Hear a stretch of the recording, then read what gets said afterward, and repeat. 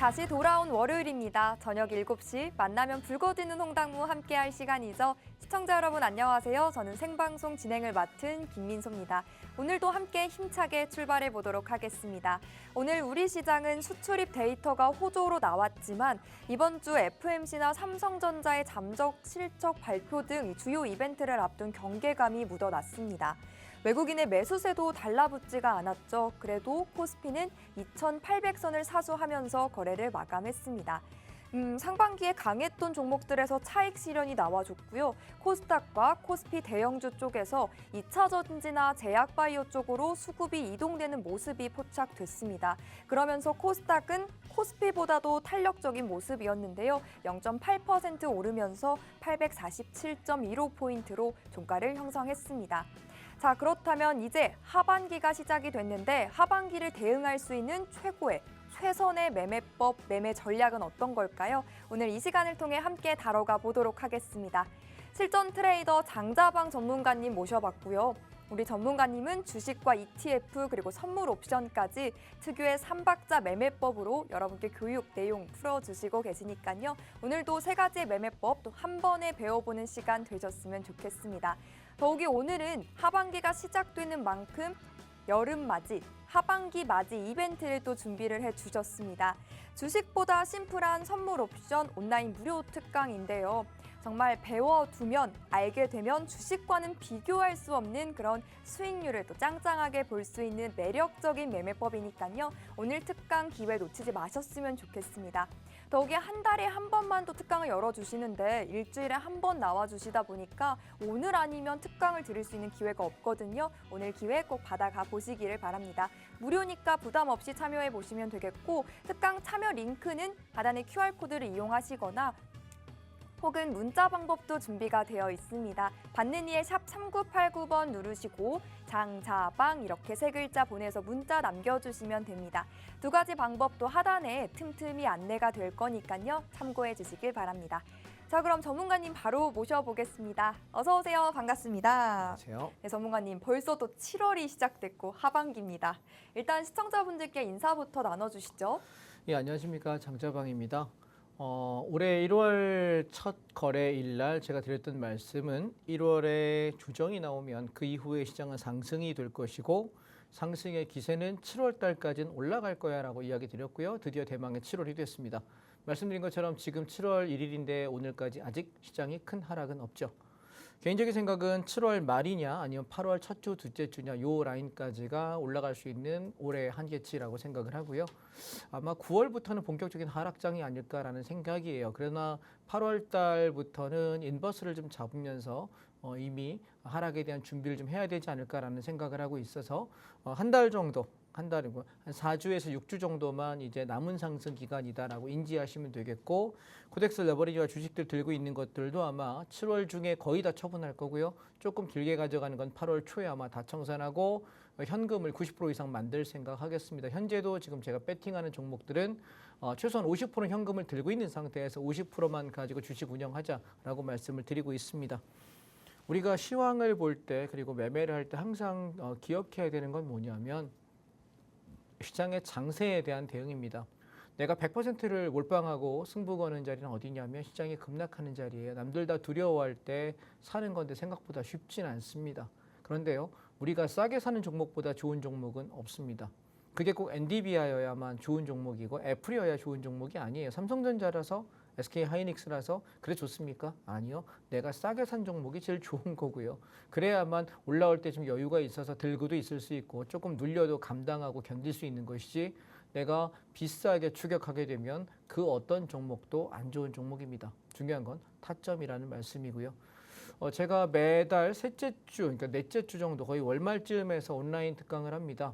특강을 통해서 저는 두 가지를 강의하는 것 같습니다. 첫 번째는 우리가 주식 종목들 중에서 바닥권에서 치고 올라올 때 내가 안전하게 잡을 수 있는 다중바닥, 쌍바닥권에서의 매매 하는 종목에 관한 얘기를 상세하게 설명을 하고 있고요. 그래서 보통 제가 잡았던 종목들이 줄줄이 다 올라와요. 그래서 그 종목들에 대해서 다음 달 온라인 특강 때 또 설명하고 이번 달에는 이거 사면 좋겠어요 라고 대안을 제시하고 보통 이렇게 제가 진행을 해오고 있고요. 지금 제가 팍스TV에서 방송을 한 게 2021년 1월 첫 주입니다.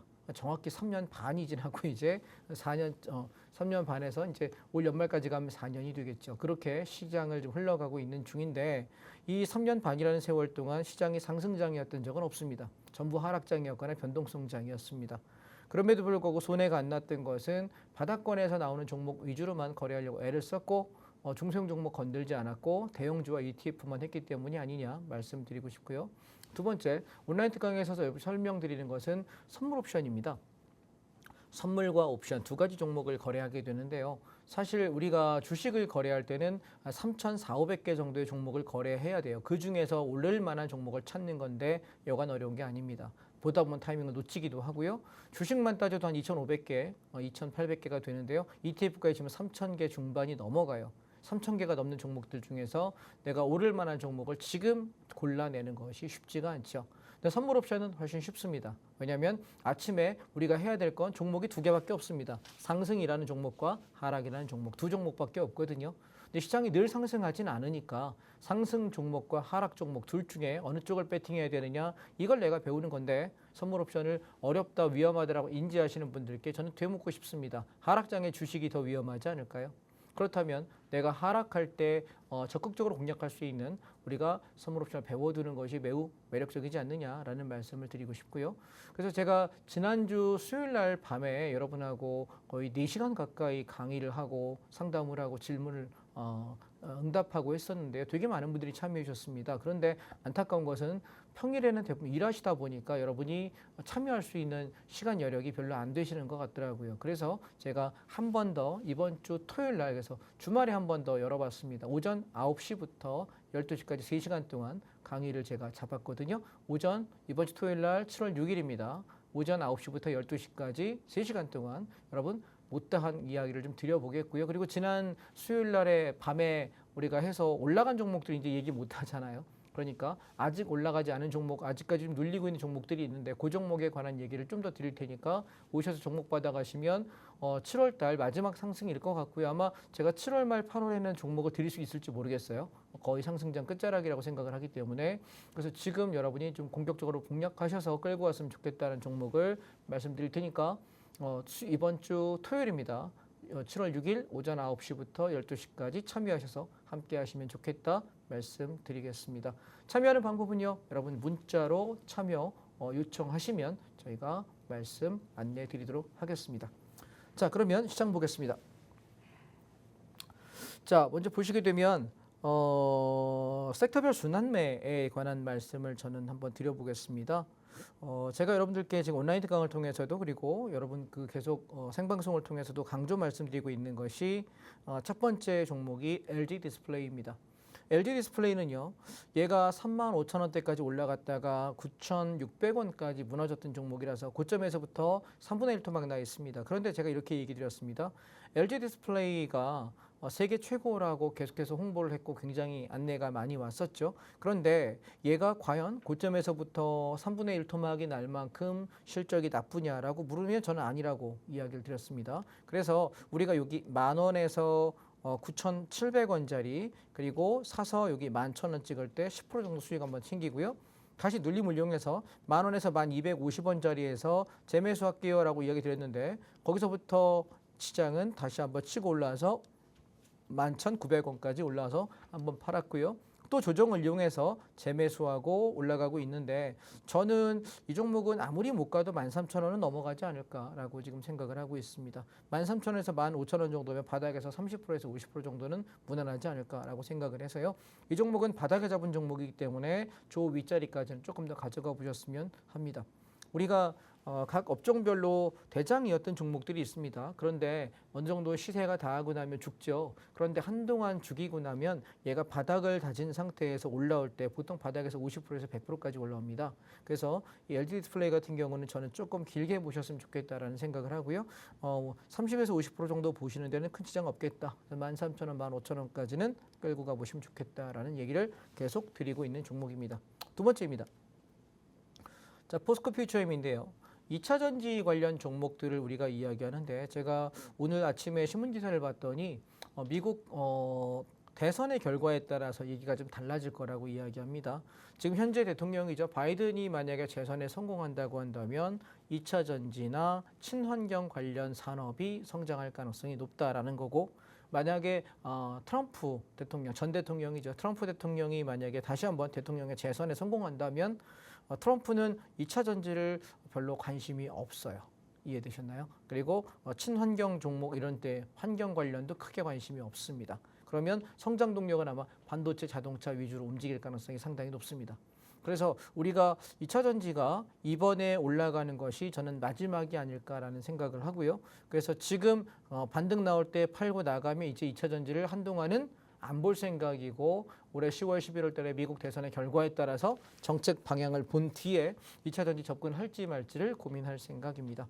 따라서 포스코 퓨처엠 같은 경우는 지난번에 우리 내려올 때 25만 원, 26만 원에 잡아가지고 30만 원 찍을 때 다 팔고 나갔고요. 그다음에 두 번째 쌍바닥으로 25만 원, 26만 원 사가지고 올라올 때 29만 원 찍을 때 팔고 나갔습니다.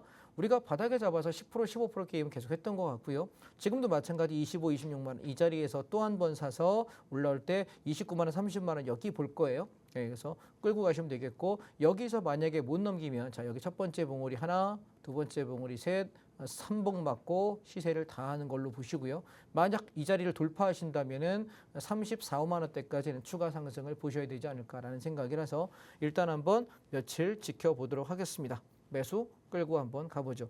2차 전지 관련 종목 중에서 포스코 퓨처엠도 괜찮고 삼성 SDI도 괜찮고 LG 화학도 괜찮습니다. 또한 LG 에너지 솔루션도 괜찮습니다. 무엇을 사셔도 상관없고요. 비슷한 시점에 비슷한 위치에 가 있을 거라고 생각합니다.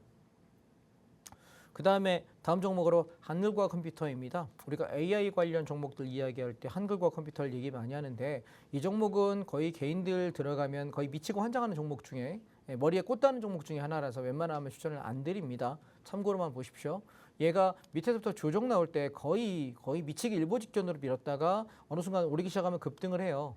그리고 나서 다시 질질질 흘러내려요. 근데 지금 제가 보는 건 여기 21,000원에서 23,000원 요 구간 안에서 이렇게 들려서 올라가면은 26,000원 정도면 맥스 아닐까라는 생각을 하는 거고요.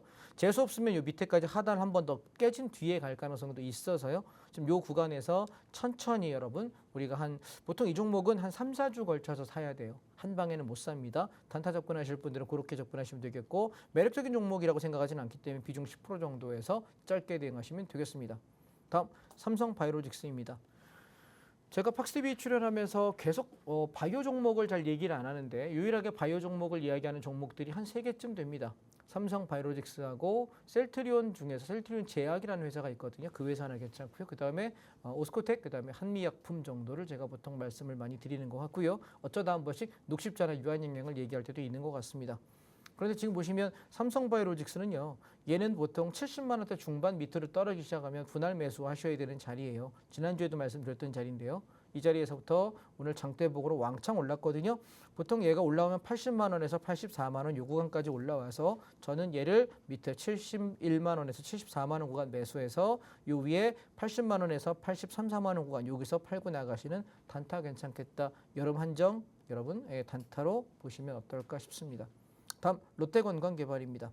자, 이 종목은 계속해서 우리가 매수를 공략할 때 여기 9,000원대에 사가지고 한번 털어먹고 여기 9,000원에 눌림에 사가지고 한번 털어먹고 또 눌림에 사가지고 쭉 치고 올라서 한번 털어먹고 또 여기 9,500원 밑에서부터 이제 사라고 했습니다. 그리고 올라올 때 1,250원 털어먹고 9,500원 밑에 떨어질 때 사고 여기서 1,700원, 1,800원 털어먹고 또 9,500원대 오니까 여기 하나, 둘, 셋, 3일 동안 매수기 주죠. 그리고 오늘 또 2.48% 올라갑니다. 마찬가지로 여기 앞에 고점 1,700원에서 11,000원 구간 또 보시면 되겠습니다. 롯데건강개발은 저는 내년까지 바라보면서 계속해서 떨어지면 사고 떨어지면 사고를 반복하자라고 이야기 드리는 중기포트이고요. 올 연말이나 내년 봄쯤 됐을 때 얘가 아마 시세를 분출하지 않을까 싶어요. 계속 매집하는 과정 안에 있는 차트이기 때문에 단타 접근으로 우리가 이 구간 안에서 박스로만 단타하셨으면 좋겠다 말씀드리겠습니다. 다음 GS건설입니다. 건설주 관련해서는 굉장히 제가 말씀을 많이 드리는 종목 중에 하나죠. 건설주는 GS건설하고 현대건설 괜찮다. 그 다음에 시멘트 관련 중에 아세아시멘트 괜찮다라고 계속 강조드리고 있습니다. 얘는 보시면 밑에 14,000원대가 저점이었기 때문에 올라갈 때 16,000원까지 25% 수익 냈다가 눌리고 다시 한번 14,500원에서 15,000원 구간 분할 매수하셔라. 여러분 제가 살 거 없으면 건설주 꾸준하게 조정 시에 사세요라고 이야기하잖아요. 그리고 쭉 치고 올라오면 마찬가지 16,000원에서 16,500원 구간 단타 친다 생각하십시오. 건설주를 추천하는 이유는 여러 번 말씀드렸습니다. 어쩌면 지겹도록 들으셨을 것 같습니다. 앞에 이게 사실 정치 얘기랑 연관되기 때문에 정치와 정책은 구분을 좀 해야 되는데요. 이게 정치에 민감하신 분들은 정책을 얘기해도 정치라고 싸우려고 덤비셔서 저랑은 싸우지 마십시오. 전 정책을 얘기하겠습니다.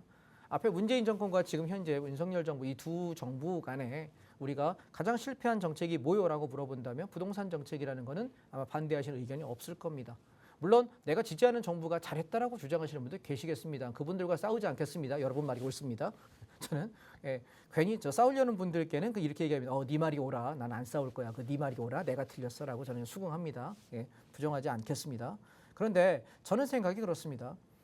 우리가 돈이 있으면 사람들이 새 차 살래, 중고차 살래 그러면 대부분 다 새 차를 사고 싶어 합니다. 돈이 있으면 너 30년, 40년 된 오래된 아파트 살래? 아니면 이제 지은 신축 되게 잘 지어놓은 거 커뮤니티 좋은 데가 살래라고 물어보면 열이면 열은 전부 다 신축을 사고 싶어 합니다. 돈이 없어서 구축을 사는 것이고 돈이 없어서 중고차를 사겠죠. 그렇다면 내가 돈이 있다면 앞으로 우리나라 사람들 굉장히 좀 눈 높아졌거든요. 평균 소득도 높아졌겠지만 자산이 높아지진 않은 것 같아요. 자산이 있는 사람들은 있는 사람들끼리 계속 가는 것 같고 없는 사람이 자산이 있는 사람 그룹으로 올라오는 건 쉽지 않은 것 같습니다. 점점 계층 사다리가 어려워지고 있으니까요. 그런데 계속해서 누구나 새 아파트를 살고 싶어 하는데 지금 서울 시내의 아파트의 노후화율을 계산해 보면 거의 70%입니다. 30%만 신축과 준신축. 우리가 준신축까지 얘기하는 게 10년 차, 한 2, 3년 차까지가 준신축이라고 이야기하더라고요. 그래서 신축급 그러면 올해 지은 것부터 한 5, 6년 정도를 우리가 신축급이라고 얘기하고 한 6, 7년 이후부터 한 2, 3년 차까지가 준신축이라고 이야기하는데 그 정도의 비율이 서울 전역으로 따졌을 때 전체 아파트 비중의 30%를 넘어가지 못합니다. 그렇다면 사람들이 원하는 거는 신축과 준신축을 원하는데 계속 노후화돼 가는 게 있죠. 그리고 개발과 재개발, 재건축이 계속해서 안 되는 이유는 뭘까요? 그동안에 앞에서 문재인 정부에서 막았죠. 계속해서 허가내지 않았었고요. 윤석열 정권에 와서도 안 하고 있습니다. 그러다 보니 지금 뭐가 잘못되어 있냐면 2019년도 말부터 공사비, 자재값이 미친 듯이 급등하기 시작했습니다. 일례로 시멘트 값은 4년 동안 2배가 넘었고요. 철근 콘크리트 값도 2배 이상 올랐습니다. 인건비는요. 매년 약 5%씩 인상되고 있습니다. 그러면 인건비만 20, 30% 올랐습니다. 거기에다가 세금 올라가죠. 세금도 건축 원가라고 보셔야 될 겁니다. 왜냐하면 우리가 뭐 살 때 세금 안 내고 못 사지 않습니까? 그러면 내가 건설 원가가 최소 50% 이상 올랐는데 집값이 50%안 오르는 게 이상한 거 아닌가요? 상식적으로 생각해 보실까요? 그죠? 그러면 내가 시멘트 값 2배 올랐는데 2배 비싼 시멘트로 지어가지고 싸게 분양해라? 말 같은 소리일까요? 저는 아니라고 생각하거든요. 상식적으로 생각합시다 우리가. 내가 들어가는데 원가가 비싸졌으면 판매가도 올라가는 게 정상입니다. 그걸 우리가 뭐라고 합니까? 유식한 말로 인플레이션이라고 합니다. 그러면 생각 한번 해보셔요. 제가 어렸을 때 새우깡이 100원, 200원 했거든요. 자갈치 100원, 200원 했습니다. 대충 연식이 나오죠. 40대 중반입니다. 그런데 지금 우리가 새우깡 하나 먹고 자갈치 하나 먹으려면 봉지당 할인점 가면 좀 싼 것 같습니다만 1,000원쯤 하는 것 같죠. 1,000원 넘는 걸로 제가 기억을 합니다. 이게 우리가 인플레이션입니다. 그런데 집값이 싸진다는 게 말이 될까요? 아니라니까요. 제가 대학 때 한참 아반떼 한 대가 보통 한 1,500원, 1,500만 원에서 1,800만 원이면 샀던 것 같은데 지금 요즘 아반떼가 옵션 좀 집어넣으면 3,000만 원 넘어갑니다. 이게 인플레이션이라고요. 여러분 이해하시겠습니까?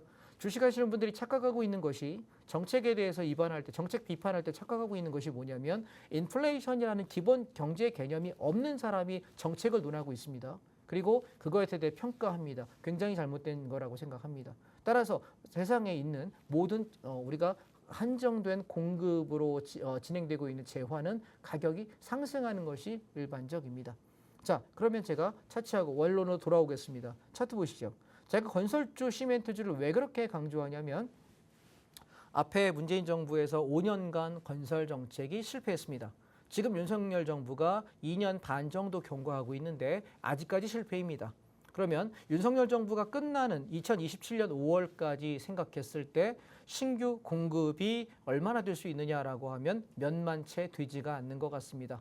올해 하반기에 서울 경우 둔촌주공 12,000세대 들어오는 게 최대고요. 앞으로 27년까지 신규 공급은 없습니다.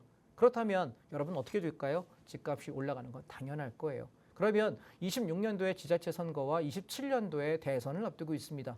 그러면 지자체 선거장과 대선 나오시는 분이 누가 될지 모르겠지만 다음 선거에 나오셔가지고 제일 우리가 목 놓아 떠들 건 뭘 것 같습니까? 부동산입니다. 왜요? 우리가 서민도 살 집이 필요하죠. 중산층은 내 자산을 갖고 있습니다. 상류층도 마찬가지고요. 그렇다면 우리가 가장 대한민국에서 부의 축적 중에 가장 많은 비중을 차지하는 것이 부동산인데 이 부동산을 계속 두들겨 막아놨다. 사람들은 새 거를 사고 싶다. 내가 사고 싶은 수요는 대기하고 있고 시중에 풀린 통화량을 생각해 보세요. 여러분 가격이 올랐냐 마냐는 통화량 대비 생각하셔야 돼요. 통화량이 만약에 400인데 집값은 50%밖에 안 올랐어. 통화량이 만약에 200으로 줄은 상태에서 집값이 오른 거면 비싼 겁니다.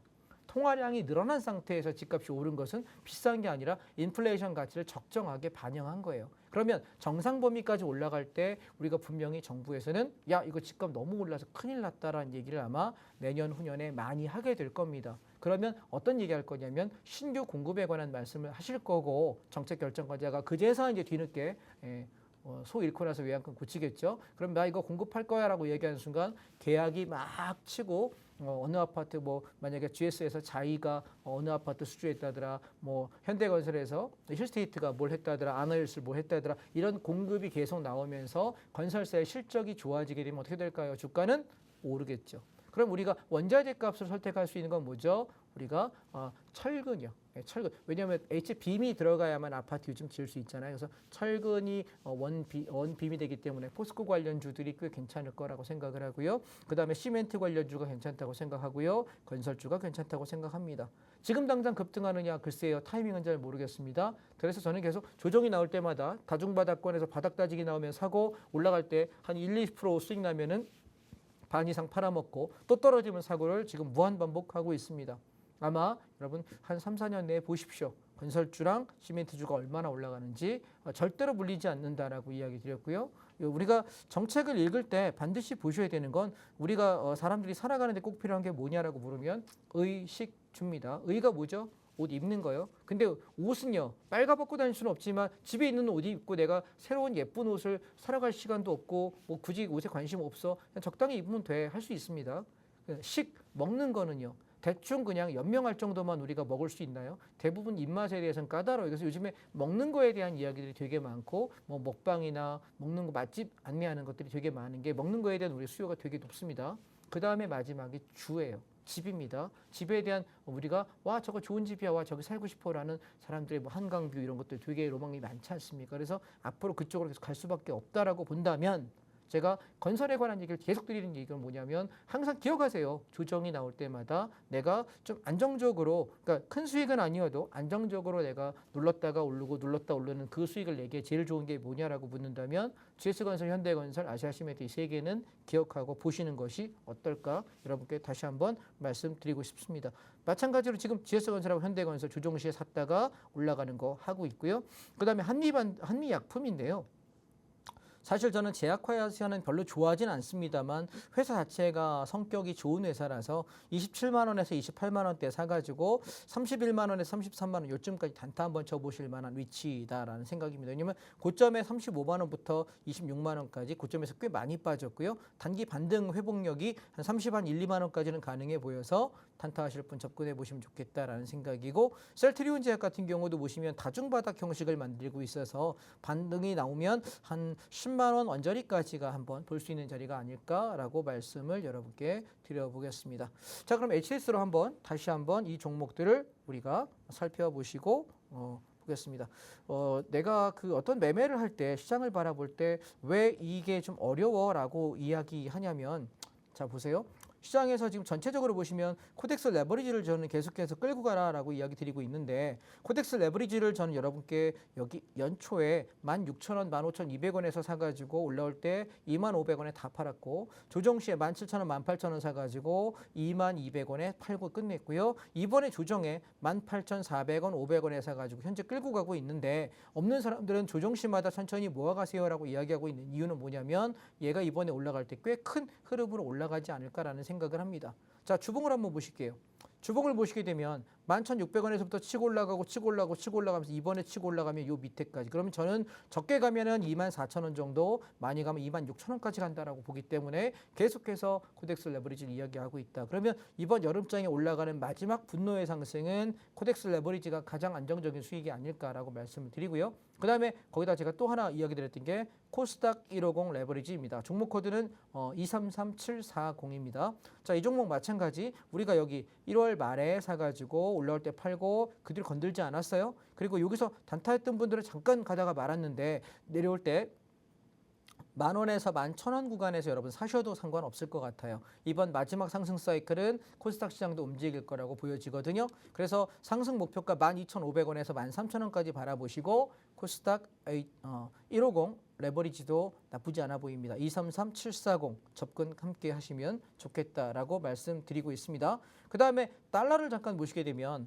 달러가 이제 고점이다라고 인식을 하고 저는 달러가 떨어지는 것에 베팅하는 인버스를 제가 산다라고 이야기 드렸는데 지난주에도 말씀드린 기억하시나요? 네, 종목 코드는 261 260입니다. 지난주에 제가 5,800원 밑에서 사라 이야기 드리면서 슬슬 반등이 나오기 시작합니다. 그래서 많은 수익을 바라보기보다는 한 6,100원에서 6,200원 정도 보시면 어떨까라는 생각이고요. 달러가 조금 밀리는 것에 저는 배팅하는 것이고 달러가 밀리면 주가는 어떻게 될까요? 올라가겠죠. 그죠? 그래서 달러가 좀 조정이 나온다. 그래서 주가는 올라갈 거다. 코덱스 레버리지 위주로 보자라고 이야기를 드렸던 것입니다.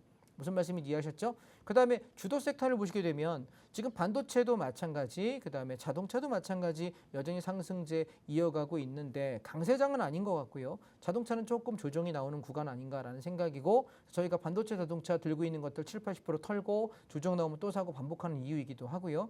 그리고 오늘 특기사항은 2차 전지가 조금 올라오기 시작하는데요. 크게 반등할 것 같지는 않고 한 저점에서 15% 정도 반등하지 않을까 싶어요. 그래서 단타를 접근해 보실 분들은 지금 얘가 타이거 2차 전지 탑10이라고 하는 ETF인데요. 종목 코드 364980입니다. 이 종목 11,300원부터 1,700원까지 매수해서 12,500원에서 13,000원 구간 오면은 팔고 나가시죠. 여기까지만 단타하시면 될 것 같습니다.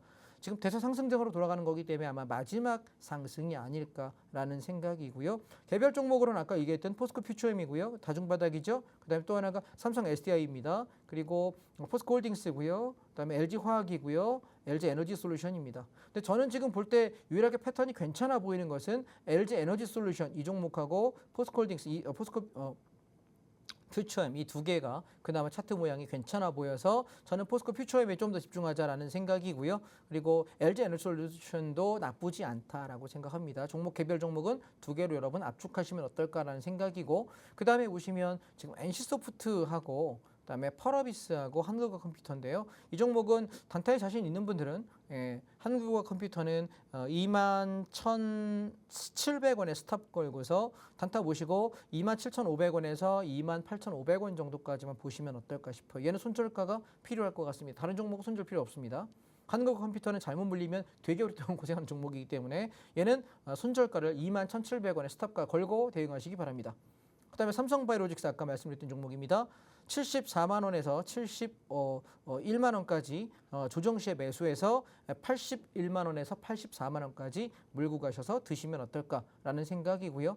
그 다음에 제가 개별 종목들은 우리가 현대오토웨버 같은 경우도 물량을 70% 털었기 때문에 큰 의미는 없을 것 같고요. 그 다음에 지금 좀 바닥권이라고 볼 만한 것이 원익 IPS입니다. 반도체 관련 종목 중에 이 종목 하나가 그나마 좀 나은데 강한 상승은 잘 모르겠습니다. 35,000원에서 34,000원 구간 비중 한 5% 많아봐야 10% 정도 사서 내가 올라올 때 37,000~8,000원 올라오면 털고 나간다 생각하시면 무리가 없을 만한 종목이다 말씀을 드리겠습니다. 그 다음에 제가 아까 말씀드렸던 글로비스는 너무 많이 올라서 지금 살 수가 없고요. 그다음에 롯데관광개발 이 종목하고요. 그다음에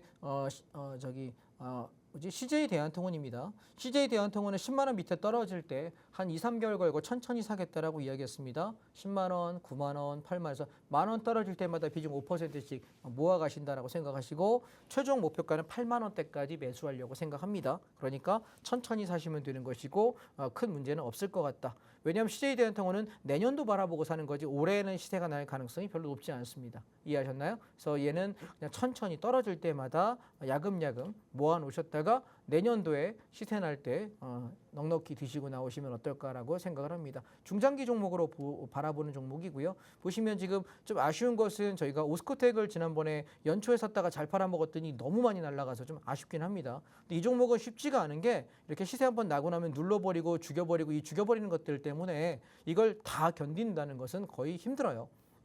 단타 접근하시는 분 아닌 이상은 쉽지 않을 것 같다라는 말씀을 좀 드리고 싶고요.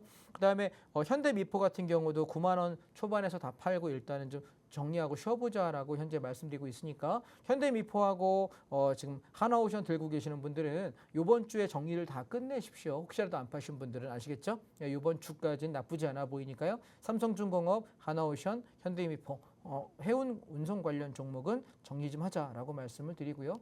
그다음에 GS건설 끌고 가자라는 거, 그다음에 현대건설 마찬가지 바닥에서 모아놨다가 급등하고 있습니다. 건설주. 그다음에 아시아시멘트는 제가 10,000원부터 사자라고 해서 12,000원 찍을 때 여기 한번 팔았고요. 다시 떨어질 때 10,000원 초반에서 모아놓고 끌고 가는 중이라서 또 한번 올라오면 차익 실현 말씀을 드리도록 하겠습니다.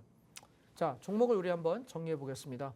주식은요, 여러분, 조정 나올 때 사는 거예요. 그래서 조정 나올 때 싸게 샀다가 얘가 어떤 종목은 좀 세게 가기도 하고 못 가기도 해요. 그래서 좀 비중을 여러분이 좀 이렇게 분산하자라고 이야기를 드리는 거고, 사실 개인적으로 저한테는 너는 어떻게 매매합니까? 라고 물어보신다면 저는 제 자금의 거의 절반 정도는 코덱스 레버리지예요. 전 지수 관련 상품 위주로 거의 한 반 정도 배팅하고 나머지는 그냥 종목들 그냥 한 2-3개, 3-4개 정도 사는 것 같습니다. 내가 놓친 건 못 사는 것 같고요. 그래서 시세가 날 때 분할 차익 실현하고 끌고 가는 것이지 우리가 막 시세가 날 때 추격하면서 물량을 잡지는 않거든요. 그래서 종목은 그렇게 거래하시면 되겠고 7월 한 달이 아마 마지막 상승 랠리가 아닐까라는 생각이고 만약에 다음 주 목요일 날에 옵션 만기가 있는데 그거 핑계대고 급하게 올린다면 또 한번 쏟아냈다가 갈 수 있으니까 급하게 추격해서 매수하시기보다는 갖고 있는 종목들 위주로 관리를 좀 잘 하셨으면 좋을 것 같습니다. 도움이 좀 되셨나 모르겠습니다. 주식 얘기 여기까지 하겠습니다. 네, 7월의 첫 거래일 양대 지수 모두 빨갛게 출발했습니다. 하반기 미국의 기준금리 인하 기대감이 커져가면서 이 금리 인하 수혜주로 뽑히는 바이오주들의 탄력이 돋보였고요. 2차 전지주들까지 오늘 깜짝 반등에 나섰습니다. 연속적인 시세가 나올 수 있을지 이 부분 궁금하셨을 텐데 전문가님 좀 단기적인 시세다라고 짚어주셨습니다. 특히 트럼프의 전 대통령의 당선 확률이 높아지면서 2차 전지 관련주들을 공략하기에는 좀 막바지에 이르렀다라고 보여진다고 하니까요. 참고해 주시면 되겠고 바이오주에서는 좀 삼성바이오로직스 우리가 여름맞이 단타 종목으로 좀 담아봐도 좋겠다라고까지 코멘트 달아주셨습니다. 그 외에 종목들까지 전략 함께 잡아봤고요. 무엇보다 늦어도 8월 초까지를 상승장의 막바지라고 봐주시는 만큼 이제는 조금 보유 종목들 정리를 해보고 현금 확보를 해야 할 시기고요. 대신에 시선을 좀 선물 옵션 쪽으로 돌려보면 어떨까 싶습니다. 2,600여 개의 종목들 중에서 상승하는 종목을 찾을 필요가 없습니다. 상승과 하락 이 두 가지 선택지 중에서 우리가 방향성 싸움만 하면 되기 때문에 주식보다 더 간단하고 원금 대비 더 확실한 큰 수익을 볼 수 있는 게 바로 선물 옵션 매매법인데요. 전문가님이 방송 시간 관계상도 다 하지 못한 교육 내용을 이벤트를 통해 풀어주신다고 합니다. 이번 주 토요일 오전 9시부터 3시간 동안 무료로 진행된다고 하니까요. 특강 링크 꼭 받아가시길 바랍니다. 우측 하단 QR코드 활용하시거나 혹은 문자 방법 준비가 되어 있으니까 활용해 보시길 바랄게요. 이렇게 이벤트까지 다시 한번 안내를 해드렸고요. 그럼 이제 2부로 넘어가서 선물 옵션 교육도 좀 담아보도록 하겠습니다. 전문가님, 최근 패턴 사례들 좀 담아가 보면서 교육해 주실까요? 예, 선물 옵션에 그러니까 선물과 옵션이라는 두 개의 종목이 있는 거고요. 선물 옵션에서는 우리가 배팅하는 건 두 가지입니다. 하나는 상방에 배팅하는 거, 상승할 거야 배팅하는 거, 그리고 하나는 장 하락하는 거 아니야? 하방 쪽에 배팅하자. 결국은 주식은 올라가는 쪽에 배팅해야 수익이고 하락하면 손해가 나지만 선물 옵션은 올라가면 올라가는 방향에 배팅을 하면 되고 내려가면 내려가는 방향에 배팅을 하면 됩니다. 그래서 방향성 게임을 하는 거기 때문에 차이점은 그 두 개가 있다라는 걸 기억하시면 되겠고, 자, 그래서 우리가 선물 같은 경우는 시장이 올라갈 거야 그러면 난 여기다 클릭하면 돼요. 주식하고 똑같습니다. 그리고 여기서 팔고 나가면 되죠. 다 왔네. 그러면 주식하고 똑같으니까 상승의 선물 매수에 대한 관점은 똑같다. 그런데 반대로 주가가 빠질 때 선물 매도에 내가 접근할 때는 여기다 진입을 해요. 이게 주식하고 차이가 있겠죠. 그리고 나서 주가가 그렇게 빠지게 되면 나 여기서 차익 실현하고 나갈게. 우리가 주식의 공매도라고 생각하시면 같은 관점에서 생각하실 수 있을 것 같고요. 자, 그러면 우리가 옵션 차트 콜과 풋 두 개가 있는데요. 제가 간단하게만 설명드리겠습니다. 제 차트의 왼쪽 차트가 콜 옵션 차트 C고요. 오른쪽에 있는 것이 풋 옵션 차트 P입니다. 자, 여기 보시면 콜 옵션과 풋 옵션이 있는데요. 얘는 기준점이라는 것이 있어요. 그래서 콜 옵션의 기준점과 풋 옵션의 기준점을 잡아놓고 이 기준점 콜이 만약에 무너지게 되면 누가 올라갈까요? 풋이 올라가겠죠. 그러면 장은 하락이에요. 반대로 풋 옵션의 기준점이 빠지게 되면은 누가 올라가냐면 콜 옵션이 올라가요. 그럼 장은 상승하겠죠. 자, 그럼 왼쪽 차트에서 여러분 보시죠. 콜 옵션이 무너진 이 차트가 하락인 거예요. 그러면 콜 옵션 기준이 여기가 깨졌네. 나는 하방 풋 옵션 잡고 수익을 이만큼 내면 되는데 이날 저점에서 고점까지 10배가 났어요. 두 번째로 밑에 차트 보시면 풋 옵션이 기준점을 깨면서 무너지게 되죠. 그러니까 누가 올라갈까요? 콜 옵션이 올라가네요. 그러니까 나는 아침에 어떤 놈이 기준점을 지켰느냐만 보고 방향을 잡으면 되는 것이지 다른 걸 볼 이유가 없다는 겁니다. 제가 대단히 시장을 보는 능력이 좋아서 상방과 하방을 잘 맞춰서 돈을 잘 번다가 아니라 기준점을 명확하게 제시해놓고 그 기준점을 보고 대응하는 것뿐입니다. 무슨 말씀인지 아시겠습니까? 선물 옵션 되게 심플합니다. 자, 그러면 제가 사례를 하나 가지고 여러분께 예를 한번 들어보겠습니다. 보통 우리가 변동성장 그러면 이렇게 보통 시초가 출발해서 확 빠졌다가 이렇게 올라가는 경우가 있고요. 왕창 올랐다가 빠지는 경우가 있어요. 제가 오늘 이 경우의 수를 여러분께 사례 한번 들어보겠습니다. 보시죠. 7월 26일입니다. 아침에 출발과 동시에 9시 38분부터 47분까지 수익 내신 것들 보면 굉장히 많은 분들이 수익들을 이만큼씩 얘기하십니다. 자, 한 분은 아침에 출발해서 9시 41분에 1,000만 원 가지고 940만 원, 약 더블 정도의 수익을 냈다라고 이야기하시는데 어떤 일이 있어서 이렇게 오전에 9시 7분부터 9시 47분까지 이만큼 장 출발하고 1시간 정도도 안 된 시간인데 이렇게 많이 벌었을까 한번 보실까요? 자, 패턴이라는 게 존재한다는 거예요. 자, 아침에 보시면 위에 차트가 선물 차트입니다. 자, 선물 차트는 아침에 장 시작과 동시에 하방으로 밀어버려요. 그럼 우리가 주식하는 사람은 눌림 매수하면 되지. 근데 이게 눌림일지 하락일지 모르잖아요. 그러니까 시가의 방향이 하방으로 잡혔을 때 저는 뭘 잡은 거냐면 콜옵션 2.5짜리 이 가격이 콜옵션의 기준인데 무너지죠.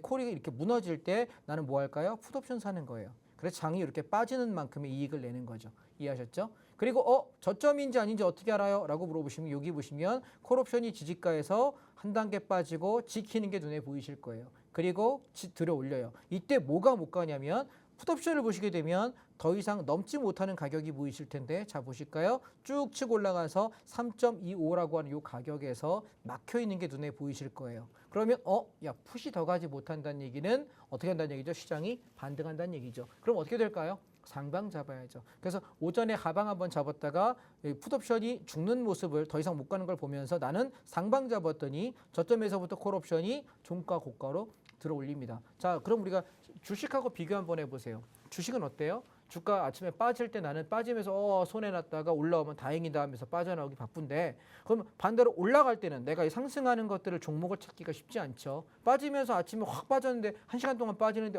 이거 이제 빠지고 올라갈 거니까 오를 만한 종목을 미리 찾아놓지 않느냐는 찾기 되게 어렵거든요. 그래서 주식은 데이 트레이딩이 쉽지 않은 것은 내가 어떤 종목들을 올라갈 만한 종목을 잘 골라놨다가 패턴이 맞으면 사는 거고 아니면 안 해야 돼요. 이해하셨나요? 그래서 주식하고 좀 차이가 있다는 거고요.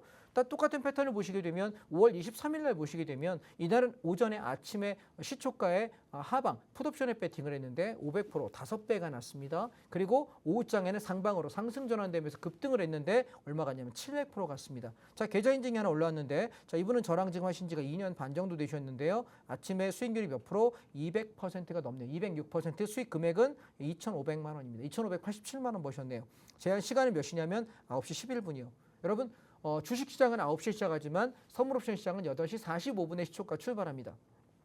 그래서 8시 45분부터 9시 11분까지 해봐야 몇 분입니까? 26분밖에 경과하지 않았는데 26분 만에 얼마를? 1,000만 원 정도, 한 1, 200만 원 지르신 것 같은데요. 근데 얘가 얼마 벌었냐면 2,500만 원. 우리가 선물옵션이 갖는 가장 큰 장점이 뭐냐고 물으신다면 수익률이 높아요. 그래서 내가 적은 돈을 갖고 수익 금액을 늘릴 수 있는 거죠. 무슨 말씀인지 이해되실까요? 자, 어떤 날인가 한번 보시죠.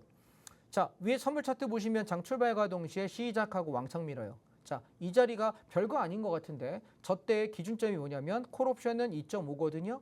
자, 2.5라는 콜옵션이 기준이 무너지면서부터 왕창 밀리니까 어떻게 돼요? 풋옵션이 저점 0.4부터 1.62까지 가면서 약 400%, 470%, 500% 가까이 시세가 납니다. 이 구간에서 아까 한 분께서 아침에 풋옵션 왕창 질러가지고 얼마? 2,500만 원을 버셨다는 겁니다. 얼마로? 1,000, 1, 200만 원 질러서 그 정도의 수익을 내셨네요. 그러면 우리가 야, 이날 만약에 하루 종일 빠졌으면 어떻게 할 거예요? 상승 안 했으면. 그러면 옵션 하는 사람, 선물 옵션 할 줄 아는 사람만 돈을 버는 거지 주식하는 사람들은 이거 하루 종일 빠졌으면 작살나는 장이 되겠죠. 그런데 다행히도 저점 잡고 들어 올리면서 고점을 갑니다. 그럼 보세요. 내려가는 방향에서 풋옵션을 수익 났는데 이번에는 풋옵션이 고가 1.66에서 기준점에 막히는 게 보이실 겁니다. 자, 얘가 막힌다. 그 얘기는 뭐죠? 풋이 죽는다는 얘기니까. 풋이 죽으면 누가 올라갑니까? 콜이 올라가네요. 장은 어떻게 돼요? 상승하죠. 그래서 0.48부터 들어 올려서 3.48까지 올랐으니까 몇 프로 올랐냐면 700% 올랐습니다. 물론 7배를 다 먹는 사람은 없습니다. 저도 잘 못 견딥니다. 중간에 불안정산하고 익절 걸고 중간에 털리기도 하고 심리적으로 그렇게 됩니다. 그런데 중요한 건 시세가 이만큼 날 때 나는 뭐 해야 될까요? 나는 뭐 해야 될까요? 적당히 먹고 튀는 거죠. 제가 여러분께 여쭤보겠습니다. 주식시장에서 내가 크게 수익을 낼 수 있다면 하루에 움직일 수 있는 폭이 얼마죠? 30%예요. 그런데 선물 옵션은요. 이론상은 우리가 상한가가 없습니다. 300% 가든 3,000% 가든 2,000% 가든 상관없거든요. 그래서 저는 여러분께 여쭤보고 싶은 건 선물 옵션 수익률 굉장히 좋거든요. 우리가 한번 배워보고 따라와 보시면 어떨까 싶습니다. 잠시 전하고 다시 말씀드리겠습니다. 네, 상승 혹은 하락에 베팅을 하려면 기준점을 정확하게 잡을 줄 알아야 하는데 그럼 기준점은 어떻게 잡아야 할까요? 바로 매일 아침 시청자 참여 게시판에서 우리 전문가님께서 직접 잡아주고 계십니다. 가이드 따라가 보시면 될 것 같고 선물 옵션에 대한 추가적인 교육 내용 이벤트를 통해 또 풀어주신다고 합니다. 전문가님이 언급을 해주셨듯이 정말 폭발적인 수익률까지 여러분 충분히 모두 다 공략해 보실 수가 있고 담아가 보실 수가 있는 매매법이니까요. 이 교육 특강 좀 함께 해보셨으면 좋겠습니다. 이번 주 토요일 아침 9시부터 12시까지 진행되니까요. 직장인분들도 바쁘셨던 분들도 이 비 오는 토요일 아침 함께 좀 투자를 해보면서 여러분의 그 포트폴리오를 좀 수익으로 가득 채워가 보셨으면 좋겠습니다. 무료 QR코드 혹은 문자 방법 준비가 되어 있으니까요. 활발하게 많은 관심과 참여 부탁드립니다. 자, 그럼 전문가님 남은 시간 이용해서 교육도 이어가 볼까요? 네. 자, 여러분 어떻게 하시면 된다고요? 예, 지금 문자로 참여하시면 되고요. 제가 이번 주 토요일이죠. 예, 네. 밤이란다. 정신이. 아침 9시. 예, 아침 9시부터 12시까지 온라인 특강을 진행합니다. 특강에 참여를 하시려면 문자 참여로 지금 들어오셔야만 참여 방법을 안내해 드릴 수 있습니다. 문자 참여로 여러분 지금 얼른 문자 주시면 제가 토요일 날 아침 9시부터 12시까지 무료 강의하는 거 여러분께 안내해 드릴 수 있도록 할 테니까요. 문자 참여로 나 저 무료 강의 한번 들어보고 싶은데 저 사람 강의 들어보니까 3시간 동안 듣는 게 꽤 나한테 유익하겠다라고 생각하시는 분들 지금 얼른 들어오시기 바랍니다. 자, 남은 시간 마저 설명하겠습니다. 그러면 지수가 올라갈 때는 어떻게 가나요? 라고 물어보면 지금 상승장이잖아요. 7월까지 상승장입니다. 보시면 우리가 지난번에 대박 났던 종목이 현대미포인데요. 저점 잡아가지고 쭉 치고 올라가서 고점까지 몇 프로 갔냐면 10% 올랐어요. 당일날. 근데 선물도요. 저점부터 시작해서 이렇게 올라가는데 우리가 한번 여쭤볼게요. 10% 정도가 어느 정도냐면 내가 1,000만 원을 베팅했으면 100만 원 수익 나는 거예요. 그런데 선물은 한 개 학당 증거금이 1,000만 원입니다. 그런데 이날 얼마 갔냐면 선물이 4.6포인트 움직였거든요. 선물 1포인트가 한 개 학당 25만 원 수익이에요. 4포인트면 100만 원이에요. 그럼 여러분 생각해 보세요. 선물 1,000만 원 가지고 내가 매매해서 4.6포인트면은 110만 원 정도 수익 났거든요. 110 한 2만 원쯤 될 거예요. 그런데 내가 현대미포 가지고 10% 올라가는 게 되게 어렵죠. 근데 선물은요. 한 종목 상승장에서 딱 한 개 가지고 이 정도예요. 그럼 만약에 내가 1억 가지고 매매했다고 칩시다. 그러면 내가 1억 가지고 현대미포 사면은 10% 수익이니까 1,000만 원 수익일 텐데 얘는 선물로 가면 1,100만 원의 수익이 났다라는 겁니다. 그래서 상승장에도 굳이 주식을 꼭 해야 되나라는 생각이 든다는 거죠. 제가 여러분들께 무료 종목들을 많이 공짜로 드린 이유가 선물 옵션 돈 많이 벌어서 그래요. 종목에 별로 미련 없습니다. 공짜로 퍼드리는 이유이고요. 자, 보시면 이날 아침부터 제가 상방에다가 풀베이팅 몰빵합시다라고 이야기를 강하게 드렸던 날인데 이날 수익금 보시면 저랑 3년도이신 교육생이신데요. 얼마 보시면 7,820만 원이요. 여러분 연봉 7,800도 적은 돈은 아닙니다.